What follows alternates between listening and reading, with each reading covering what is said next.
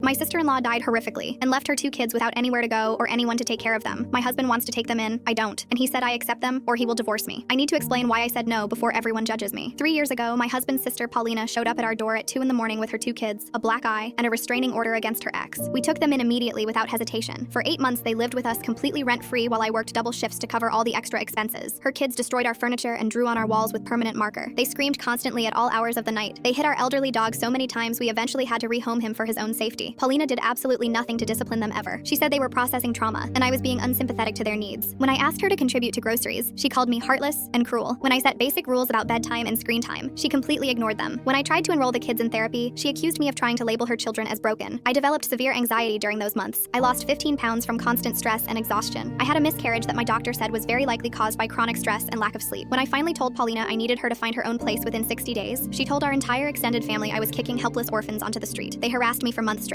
My husband defended me, but barely. He kept saying that's just how Paulina is, like that somehow excused everything she put me through. She eventually moved out and got her own apartment. We went very low contact after that. 2 weeks ago, Paulina was killed in a house fire caused by her boyfriend's meth lab exploding. The 2 kids survived, but barely. They have burns on their arms and severe trauma from what they witnessed. The boyfriend is in prison. There's no other family left except us and my husband's elderly mother who uses a walker and can barely care for herself. My husband came to me with tears streaming down his face. We have to take them in. They have absolutely no one else in this world. I said no. He stared at me like I was a monster. They're children. They're completely innocent. They're family. They're the same children whose presence destroyed my mental health, whose mother blamed me constantly while living off my paychecks, whose chaos in our home caused me to lose our baby. His face went ice cold. That's not fair to say. None of this situation is fair. I physically cannot do it again. I won't survive going through that a second time. He stood up slowly. Then I want a divorce. That word hung between us. You would actually leave me over this? I asked quietly. You would abandon traumatized children over this? He shot back. For 3 full days, we didn't speak at all. I couldn't eat or sleep. I kept replaying everything in my mind. Then his mother called me unexpectedly. I know exactly what Paulina put you through, she said quietly. I watched it happen and said nothing because she was my daughter. That was wrong of me. I started crying. Those kids desperately need someone, she continued, but they also need someone strong enough to actually parent them properly. Paulina never did that. I should have called her out years ago. Why are you telling me this now? Because my son gave you an ultimatum without acknowledging everything you sacrificed. That's not fair either. She paused. But those children aren't their mother. They're 7 and 5 years old, and everyone they knew is either dead or in prison. They deserve a real chance at a normal life. I thought about my miscarriage, my anxiety attacks, the dog we had to give away. Then I thought about 2 small kids in hospital beds with burns on their arms and absolutely nowhere to go. I told my husband I would agree, but only with strict conditions. Weekly family therapy mandatory for everyone. Professional help for the kids completely non-negotiable. His mother moves in to help because I cannot do this alone. Clear boundaries around my mental health that he actually enforces, and he never gives me an ultimatum like that ever again. He agreed to everything. He apologized sincerely for how he handled it. He admitted he never fully understood what I went through. The kids moved in last week. It's incredibly hard every day. The younger one has screaming nightmares every night. The older one barely speaks and flinches when anyone moves quickly, but they're not their mother. They say thank you when I make dinner. They ask permission before touching anything. They're scared and broken, but they're trying. Maybe I can try too.